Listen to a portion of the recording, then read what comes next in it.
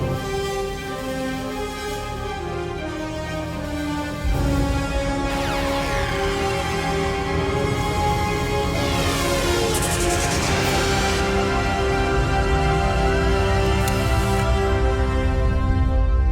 going on, everybody? Thank you so much for coming back to another video, and in today's video we're going to be talking about Halloweentown High.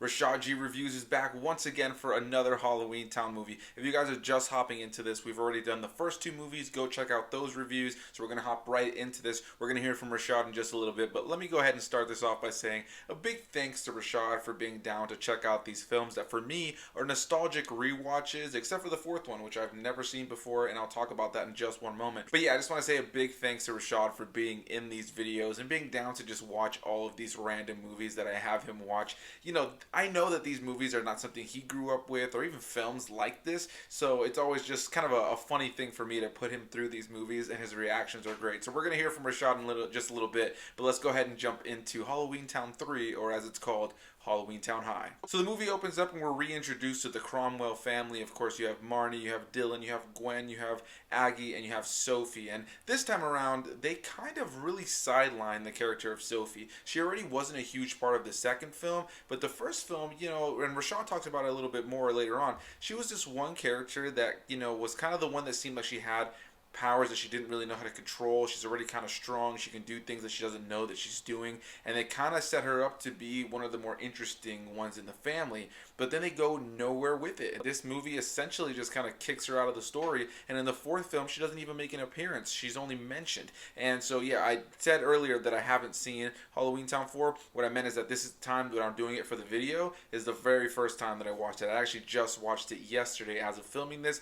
We'll talk about Return to Halloweentown, the fourth one, in that video. So yeah, they end up just throwing away the character of Sophie, which is something that I felt was just kind of dumb because I enjoyed her character. Her character is played by, I believe, Emily Roesk is how her name is pronounced. And yeah, they just kind of throw her character away. But of course, this movie, just like the other two, focuses on the character of Marnie, played by Kimberly J. Brown. And in this movie, she's fine. I think that for me, what I realized moving on is that Marnie is kind of annoying going back and rewatching these movies, and it's not necessarily the actress who plays her. I just think it's the way they wrote her character. In the first film, there's a charm to the fact that she is kind of this kid that is kind of a little bit rebellious, and she kind of wants to be a part of this world. There's a charm to that first film, and the chemistry between the three kids that kind of balances it all out. But as she got older, she just continued to kind of be this character that would continue to make poor decisions, be a little bit too easily trusting at times, and then ends up getting herself or others into trouble. And then, you know, by the end of the movie, she's the hero. But yeah, I always just kind of found her character to be a little bit more annoying as I've been rewatching these.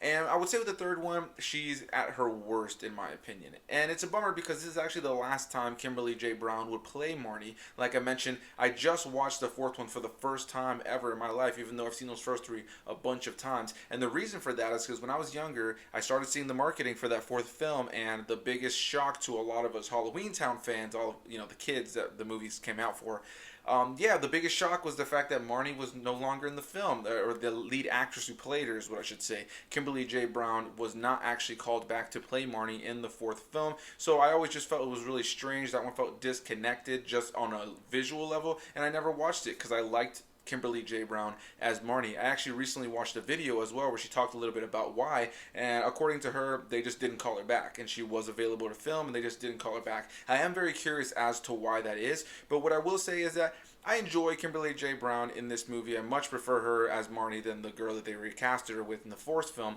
but I just feel like, again, her character is given not the best writing in this film. I really enjoy Debbie Reynolds in this entire franchise. I feel like she just knows what kind of movie she's in. She knows what kind of character she's playing, and I think she's just a fun character and just a fun actress to see portray this kind of very fun and whimsical witch in this movie. I really enjoy the character of Gwen as well, played by Judith Hogue. She's the mom. Though I will say that her character isn't really given a lot to do in this film as well. Characters like her and Sophie were just kind of sidelined in this movie, but I enjoy that they gave a little bit more screen time this time to Dylan, the younger brother, who I think is probably my favorite part of these movies. He's played by Joey Zimmerman, and I find that he kind of is the sarcastic humor that I just am able to kind of lean into and enjoy throughout the course of the film. His journey isn't necessarily exciting, but I just enjoy watching scenes with him. I think that even from the beginning, when he was just kind of a realist and had all these sarcastic comments, he was always the one that made me laugh laugh the most, and I still feel that way rewatching all these movies. So in this movie, like I mentioned, we're reintroduced to the Cromwell family, and we find out that they're doing some sort of foreign exchange student kind of thing where they're going to have students from Halloweentown come on over to the mortal world, and they're going to pose as humans and go to school in the normal world. And it's kind of meant to be this way of opening the door for people of Halloweentown to see that the mortal world is safe for people from Halloweentown. You know, you have your pumpkin people and your goblins and your ghouls and your ghosts and your werewolves and all that jazz, and they're coming on over to the real world now, or the mortal world, and they're going to just pose as humans with these fake like bodysuits that they put on. They come on and off as if it's like magic, which is essentially what it is, but they have to wear these fake human bodies, these fake human costumes, in order for them to walk around the school, because some of them are werewolves, goblins, and ogres, and they obviously can't just stand out and just throw themselves right into the world. So now you have these characters that are kind of in hiding while also going to school. And then the biggest threat at the beginning of the film that's set up is the fact that the council of Halloweentown doesn't agree with this. They don't think that it's a good idea to do this. They're kind of worried because in the past, before they split the two worlds, before it was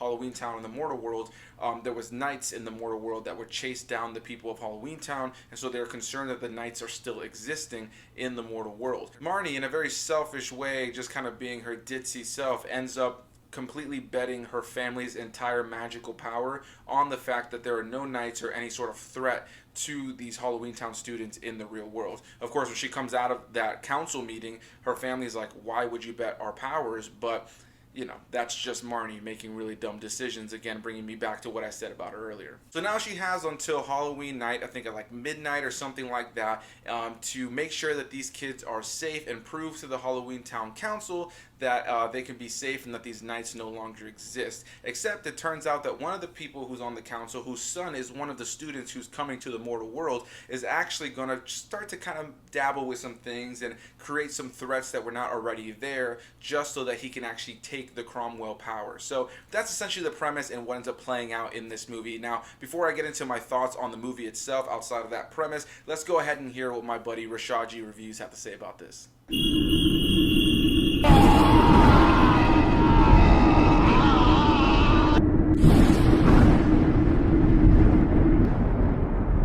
I don't know if y'all can relate to this, but when you were a kid and you were forced to do things that you didn't want to do, you had to find something that you enjoyed or something that made it easier to get through it. For example, I hated going to school, but the way I would psych myself up, I would say, you know what, I like playing football, I like lifting weights, I like looking at girls. So that's what motivated me to go to school. I hated going to church because it was boring.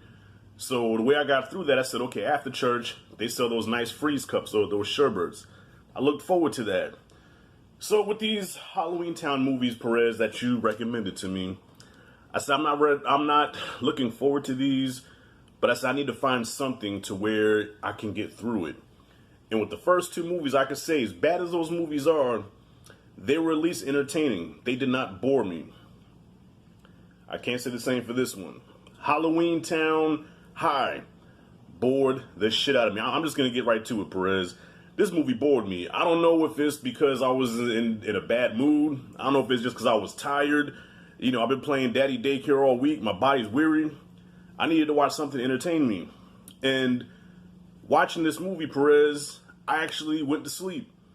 After about 15 minutes into the movie, I was out. I was counting sheep. You know what? Wake up. All right, I gotta do something to keep. So I'm watching this now as I got it on my phone now. I'm watching this as I'm washing dishes. I'm cleaning up. But I'm looking.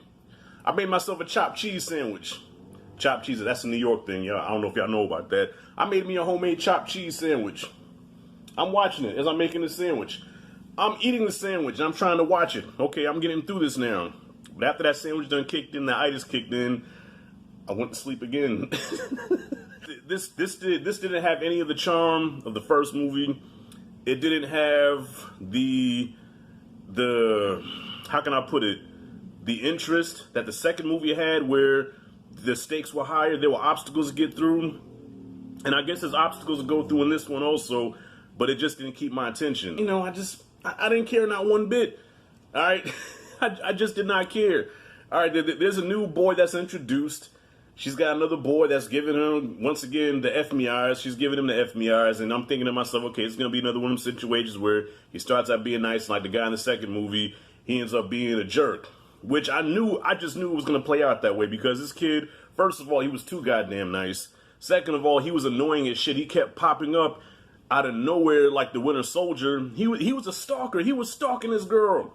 He was stalking her. And listen, in the real world, I know this is the Disney world, but in the real world, if you approach a female like that, that is going to be a turnoff. I know. I used to be that kind of stalker. Not to that extent, but I would stalk females back in my day.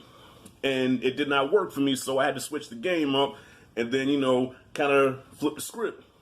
But when you stalk a female like that, when you're constantly coming at her, constantly trying to ask her out, constantly in her business, and then even had the nerve to say that she owed him an explanation, I'm like, no. I was hoping, I know this is a Disney movie, man, but I was hoping like Blade or somebody will come out and just fucking decapitate him, man. Like, he was getting on my nerves that fucking bad. And come to find out, he actually was really a good guy. He wasn't a villain, which made it even worse. So you're a stalker, an annoying prick, and you still get the girl at the end with some little motivating speech. So yeah, so I guess there was a whole little message in this movie, kind of like the X-Men. I think the X-Men did come out around this time, so I guess they were piggybacking off the X-Men, how humans and monsters can get along, they can coexist, and that was the whole message of the movie, like, don't judge because we're different, you know, we're not all evil, you know. And then, and it's so funny, it's ironic that the one black guy in this movie was labeled as a bigot. The one that had the ring, I guess he was a knight or whatever. Yeah, he was considered a bigot. But of course, he changed his ways. He became a better person, and he got with the grandma witch. So there's some jungle fever in this movie too, which is very rare to see interracial relationships in any kind of film or TV. So you know what? Look here, y'all. Perez, I don't know what you're gonna say about this, but to me, this movie was it just bored the hell out of me. Once again, I'm trying to channel my inner 10-year-old. That just doesn't come out right. I'm just trying to Rashad, 10-year-old Rashad, and try to enjoy this. Nah, if I'm 10 years old, I got my little flat top, a little part on the side, chubby face, kind of chubby like what I got right now, but no beard. I probably would have stopped that shit and turned it on BET and try to watch that one channel where it's kind of like porn, but it's like this squiggly, you can't really see it. You know what I mean? And I tell you what, and okay, this is supposed to be about the Cromwell family, right? But there was one family member that got no love in this movie. To any of y'all that ever watched Urkel back in the day, you know, Family Matters, okay, the Steve Urkel show. The youngest daughter that was on the show, Judy, I think she was on there for like 2 or 3 seasons. As Urkel gained more popularity, they kind of pushed her to the back. So by the 3rd season, Judy was gone. So next thing you know, you see the family, they just totally just dismissed Judy. So the youngest daughter, she has like one or 2 scenes in the beginning, and then you see her no more after that. You probably see her like maybe once or twice, but her character serves no purpose. It's about high school, so what are they gonna do with her character? Which is a shame because in the first movie she had potential to be even more powerful than Marty. You know what I mean? But they pushed her to the back. They just said fuck this, and they just totally dismissed her. So this was the Marty show, and that's it. Everybody else was like, you know, in the background. I mean, even the brother Dylan, he had a little subplot where he was in love with this troll, and the payoff for that was bullshit because the whole movie he's kind of pursuing her. She likes him, he likes her, but they're different. And then at the end, they're supposed to hook up, they're supposed to kiss, and no. They're about to kiss, and they both say, no, this is disgusting, let's be friends. I mean, get the fuck out of here. Let me tell you something. I was a teenager, all right? If I'm pursuing a girl and I'm attracted to her, man, look, I'm getting that kiss, I'm grabbing your booty, I'm doing all of that. Fuck the friend shit. Only time we friends is if I'm not attracted to you like that. This movie sucked. This is the worst of the series, okay? And I'm not mad because when you have no expectations of a movie, it doesn't let you down. But this movie just sucked ass, okay? So it's almost over. I think I got one Halloweentown left, and it's out my life forever. Forever. Okay? Done. Anyways, Perez, back to you, man. What you got? I'm out. Shit. As usual, big thanks to Rashad for being in another video, man. Thank you for the laugh. I appreciate you being down to watch these movies. I'm sorry this movie didn't do it for you. But yeah, you know, I'm going to have to agree with you on some parts here. I think that this movie doesn't have the same charm that the first two had. As goofy as these movies are, there is this sense of entertainment value there. And I think that the third film, for me, is still entertaining. I still thoroughly do enjoy it. And I enjoy the message of it. You know, it has to do with prejudice. That's the basic gist. Rashad mentioned the X-Men, and that's what the X-Men has always been about. It's about prejudice. But instead of skin color or race or where you come from or anything like that, in this case, it's the fact that you're monsters, that you're a werewolf or an ogre or a goblin or a troll or anything like that. So, you know, this movie definitely touches heavily on the idea of prejudice and the fact that prejudice does exist. I think that they kind of brush over how easy people just accept these creatures later on in the later half of the film. At first they're like ready to just kill them in an angry mob, and then they were just like, you know what, come on in. And then they end up opening the Halloweentown like gate, and all these monsters from Halloweentown come out into this high school festival, like their yard and their field in the back of their school. They're having this festival, and they end up opening the gate to Halloweentown right there, and everybody comes in because everybody's super accepting. And I'm just thinking to myself, could you just imagine one day just seeing on the news that some random school had some Halloween event and some gate and portal to another universe opened up and real monsters started coming out of there, and that everybody at that festival was just super accepting? Like, the entire world, the entire country would lose their mind. Like, as I was watching it, I just thought to myself, like, this one school and everybody at this school accepted it, but the idea of it being this worldwide accepted idea is kind of silly. And so that just kind of leans into what this movie kind of has as far as negatives, is there's just certain things that are brushed over really, really quickly, and you just kind of have to buy into it. It's like, it's one of those movies where you just got to buy into what's happening, and if you don't, then you're not going to fly with it. But yeah, you know, I found the movie to be entertaining going back and watching it, though I can't agree with Rashad to the extent that there are some boring elements about this film. There are some elements that feel a little bit slower. This film doesn't have the same charm and entertainment value for me as the first two have, though I do enjoy the concept of these kids coming over there, and I enjoy the practical effects. You know, it's cheesy, it's made for TV, Disney Channel movie from 2004, I believe this movie came out. And yeah, you know, at this point, we've gotten bigger budget things on the big screen, but for TV movies and TV shows, we still weren't there just yet. So yeah, this movie definitely has some cheesy elements, but some of the practical effects and costumes that some of the people are wearing in this movie are pretty solid, specifically those kids. When they have the big montage at the end where all the people from Halloweentown come out, that's where you can see that they kind of had to cut the budget and have some pretty cheesy costumes. But some of the main characters who are part of these kids that are coming over to the mortal world to, you know, be in hiding, yeah, I enjoyed a lot of the practical effects and costumes. It's cheesy, but I think it looks cool for what it is. And yeah, I think for me, my biggest downside was the fact that your main character is Marnie, and she just kind of seems, again, a little bit easily trusting with things, and I just don't really feel like her character was given much to make her a really compelling character in this movie. The characters that I end up enjoying the most in this movie when watching it are the side characters. I just feel like this movie, the characters are kind of stagnant. There isn't really much growth in their characters. It's pretty much the same old shit, essentially. I think when you look at the first Halloweentown and the second one, there's big differences between the two of them, and they took that premise from the first one and did something new with it. With the third one, they do something new with the premise, but I just feel like the character growth and, you know, seeing our characters be so much more different than they were in the second one, it's just not all there. I don't really enjoy the fact that they kind of scrapped the character of Sophie. The mother, Gwen, is just kind of in and out. Most of the side characters you don't really care about, and yeah, there is this dull element to this one going back and revisiting. Now, that's not to say I didn't enjoy the film, though. I did have some things I liked about it, and for me, this is a movie that's nostalgic, so I was able to revisit these moments that I remember as a kid were a little bit more emotionally impactful, and rewatching it today, it's just not nearly as much. But, you know, if you enjoy good cheesy Halloween fun, I think this movie is a good time on the overall. I just think that as I've been watching these now, it's a 27-year-old guy. The first two, I think, still hold up, and the third one, I enjoyed it, but it doesn't hold up nearly as much for me, and I think a lot of that has to do with the character of Marnie, and I wonder if that's why Disney did not call her back for the fourth film. I enjoy her as a character. I would have much rather have seen her in the fourth film than the actress that they cast. I think that recast sometimes just makes things feel weird, and it's kind of impossible for the audience to kind of just latch on to this new person, especially when it's in the 4th film. I mean, come on, we've had 3 movies with Kimberly J. Brown, and you're going to bring in this random chick to play the character that we've already been established with in the first 3 films. If they would have recast the character of Marnie from the 1st film to the 2nd film, you know, where there's an actual age gap, then sure, we could buy into that a little bit more. But to have the same actress literally grow up with the role and then have somebody else play her in the 4th movie, yeah, it never turned me on. It never really excited me, so that's why I never saw the 4th movie until now. So you guys can look forward to the last Halloweentown review here on this channel with Rashad G Reviews. Again, a big thanks to my buddy Rashad for being in this video, and a big thanks to you guys for watching, supporting, giving me some love, giving Rashad some love. As usual, you can find the link to his channel down below in the description box. Go, let him know I sent you, and as usual, I will see you guys in the next one. Like button, comment down below, hit the subscribe button, notification bell, and I'll see you guys in the next one. Bye-bye.